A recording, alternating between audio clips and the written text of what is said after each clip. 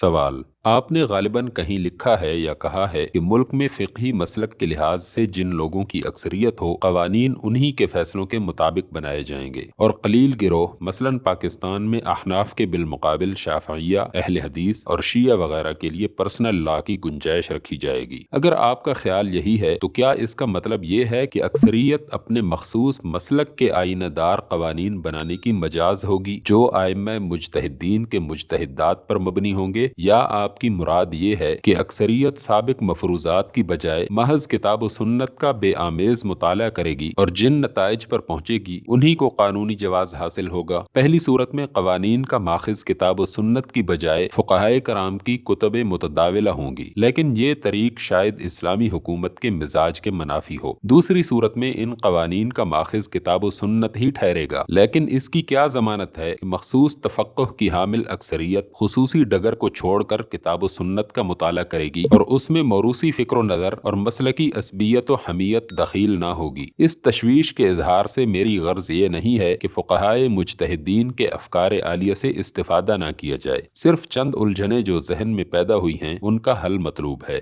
جواب: میں نے جو چیز پیش کی ہے وہ صرف یہ ہے کہ قوانین کی تدوین و ترتیب کے سلسلے میں حق ترجیح اسی مسلک کو حاصل ہوگا جس کے حق میں اکثریت ہو، اس لیے کہ یہی ایک قابل عمل صورت ہے۔ رہی یہ بات کہ اکثریت قوانین کی تدوین میں فقہائے مجتہدین کی فقہ پر اعتماد کرتی ہے یا براہ راست کتاب و سنت کی طرف رجوع کرتی ہے، تو اس کا فیصلہ کرنا ہمارا آپ کا کام نہیں ہے، یہ تو جمہور کے نمائندے ہی طے کریں گے۔ تاہم میرے نزدیک اس امر کا امکان ضرور موجود ہے کہ جب تک ملک میں اسلامی قوانین کی تعلیم اور ان کے فہم کے لیے لوگوں کی ذہنی تربیت پختہ نہ ہو جائے گی، ایک درمیانی دور ایسا یقیناً گزرے گا جس میں لوگوں کے طرز عمل میں اضطراب پایا جائے گا۔ ہو سکتا ہے کہ کبھی وہ فقہ سے استفادہ کریں اور اس میں پختگی نہ ہو، اور کبھی وہ کتاب و سنت سے استفادہ کریں اور اس میں بھی کوئی پختگی نہ ہو۔ بلوغ کا دور آنے سے پہلے آغاز کار میں یہ صورت پیش آنی ناگزیر ہے، اسے برداشت کرنا ہی ہوگا۔ آگے چل کر انشاءاللہ علمی رسوخ اور ذہنی پختگی پیدا ہو جائے گی۔